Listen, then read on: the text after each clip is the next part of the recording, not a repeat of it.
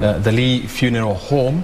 Now it's about 10 minutes to the hour of 10, and now the casket is around Othaya, is around Karatina town. After these, they will have to go for another 35 kilometers before they get to Othaya approved school. And we've been crisscrossing the two places, you know, the entourage and the approved school, just to show you what is happening there, because we have our team there. We have Nancy Okware, we have Beatrice Gatonye and John Jacob Kiore, who are right there just to bring us, you know, various perspectives of what is happening now. The body has so far now gone through 3 counties, the county of Nairobi, actually 4. The county of Nairobi, the county of Kiambu, the county of Murang'a. Oh, actually, Kirinyaga. This is now the 5th county. Yes. So Kiambu, Murang'a, Kirinyaga, now Nyeri. Yes. So they started with Nairobi, then Kiambu, Murang'a, Kirinyaga, and now they're in Nyeri County now. Interesting. And as you can see, thousands of people in Karatina, you know, bracing the morning chill just to bid farewell to their son, bearing in mind that this would also be classified as Kibaki'S local town, which is less than 40 kilometers from where he was born. You know, another area that would be very interesting to you is the entourage is expected to go through various centers, and I can take you through them. After Karatina, they will go through a small town called Mathaithi, at the junction to Mukorweini. Then there's also another town called Giagatika, junction to Tomotomo. I want to pause at Tomotomo because it is very significant, because that is where the late Kibaki's wife, Mama Lucy Kibaki, went to high school. That's correct. Tomotomo Girls High School. So I don't know whether they may stop there just to honor the school. Look at the people in Karatina waving white handkerchiefs. It's a sign of peace. Nice, This is quite interesting. Prof, do you want to say something about this? This is Karatina at its best. The people coming out in huge numbers. Not far from Tomotomo, as you've said, the center of Presbyterianism in Central Province, together with Togoto. First missionaries arriving in Togoto, then moving on to Tomotomo. Kenyatta actually went to Togoto, but he also spent some time in Tomotomo as a young man. That's Kenyatta's the senior.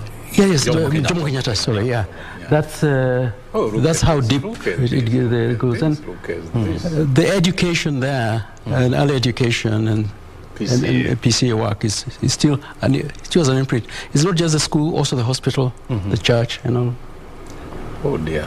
Well, Engineer Toro, I mean, you're completely gobsmacked. Do you want to say something about what you're seeing on your screen? You know, when I look at this, I see people are genuinely happy to receive their president. And also sad. That is the last time they're going to. And sad at the same time. It's a combination of happiness and sadness that they have bid him farewell after knowing him for all those years. Because President Kibaki was the politician in Nyeri, the top politician in Nyeri, respected. And every politician in Nyeri who wanted to go anywhere, if you are not associated with Kibaki, then people will just sideline you. Because the people in Nyeri wanted the leaders to be mentored by Kibaki. If you become an MP or a councillor in Nyeri, without mentorship from Kibaki, then your leadership was viewed, it could not be the best. And that's why you found those days, if you are standing against Kibaki, people in Nyeri would finish with you. Knew you were going to lose. You're going to lose. And that is what was being recognized even yesterday. Kibaki, the leader, Kibaki. When Uhuru talked about Kibaki, 3 things. About Kibaki the reader. This is what he inculcated in the people of Nyeri and readership. Very well. Yes, the body has just, or the casket has just left, Karatina town now en route to Othaya. We now want to take you to Othaya. And Brian, before you go to that, having seen, a multitude of people coming out and, waving the white handkerchiefs, when you look at the presidential standard that President Mwai Kibaki used was in white. Yeah. Was in white. Even the presidential standard, which was on the gun carriage, was white, and the national flag, where he lay in state in Parliament, was also in white. And it's quite a coincidence that even the residents coming out there and waving white handkerchiefs, of course, it would have been the same, but it's quite a coincidence that President Mwai Kibaki chose white. He's been talked about as a person who loved peace. So white and peace go hand in hand.